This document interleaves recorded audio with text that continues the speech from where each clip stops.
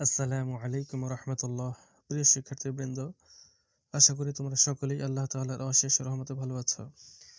আজকে আমরা মাহে রমজান এই কবিতার অর্থাৎ পৃষ্ঠা 14 মাহে রমজান এই কবিতা থেকে আমরা কিছু প্রশ্ন উত্তর শিখব।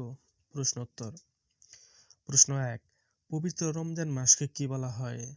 পবিত্র রমজান মাসকে কি বলা হয়? উত্তর, পবিত্র রমজান মাসকে মাহে রমজান, পবিত্র রমজান মাসকে মাহে রমজান এবং সিয়াম সাধনার মাস বলা হয় এবং সিয়াম সাধনার মাস বলা হয়।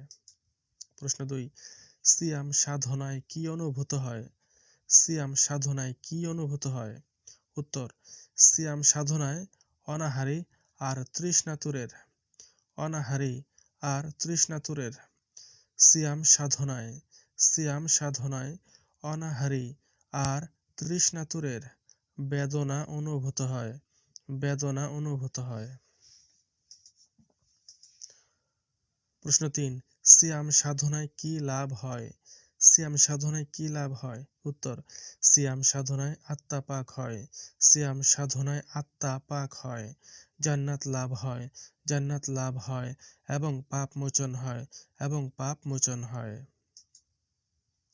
প্রশ্ন 4, রমজান মাসে মুমিন বান্দারা কি লাভ করে? রমজান মাসে মুমিন বান্দারা কি লাভ করে? উত্তর, মুমিনদের উপর রহমত বর্ষিত হয়, মুমিনদের উপর রহমত বর্ষিত হয়, দিল রোশন হয়, দিল রোশন হয় এবং রহমত এবং রহম মাগফিরাত ও নাজাত লাভ করে এবং রহম মাগফিরাত ও নাজাত লাভ করে। প্রশ্ন 5, রমজান মাসে বেহেশত ও দুজখের অবস্থা কি হয়? উত্তর, দুজখের দুয়ার বন্ধ হয়, দুজখের দুয়ার বন্ধ হয়, বেহেশতের দুয়ার খুলে যায়, বেহেশতের দুয়ার খুলে যায়, সকল পাপ মাফ হয়ে যায়, সকল পাপ মাফ হয়ে যায়।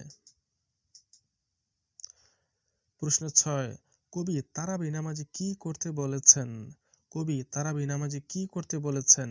উত্তর, তারাবি নামাজে গুনাহের জন্য অনুতাপ করে, তারাবি নামাজে গুনাহের জন্য অনুতাপ করে আত্মাকে পাক করে নিতে বলেছেন, আত্মাকে পাক করে নিতে বলেছেন।